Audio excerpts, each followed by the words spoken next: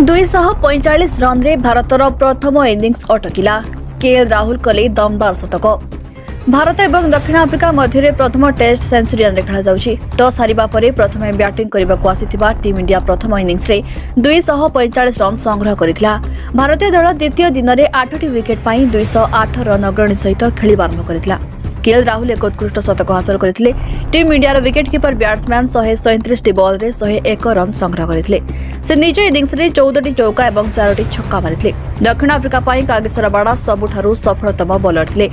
कागिसराबाड़ा 28 over रे 59 run पाई 5 जन खेलाड़ी को आउट करथिले। प्रथम टेस्ट खेली नरेंद्र बर्गर 3 विकेट नेथिले। मार्को यन्सेन एवं जेराल्ड कैजी को गोटे गोटे सफलता मिलिथिला। या पूर्व भारतीय दल द्वितीय दिन में 8 विकेट पाई 208 रन ठारू आगु खेलिबा आरंभ करथिला। आज टीम इंडिया को प्रथम झटका 238 रन रे लागिथिला। मोहम्मद सिराज 22 बॉल रे 5 रन स्कोर करिबा परे जेराल्ड कैजी को बॉल रे आउट होइथिले। प्रथम दिन में केएल राहुल 70 रन रे अपराजित रहिथिले। आज ही बैट्समैन शतक मार्क छुइछंती। गोटी शतक स्कोर करिबा परे केएल राहुल नांद्रे बर्गर को बॉल रे पाविलियन फेरिथिले।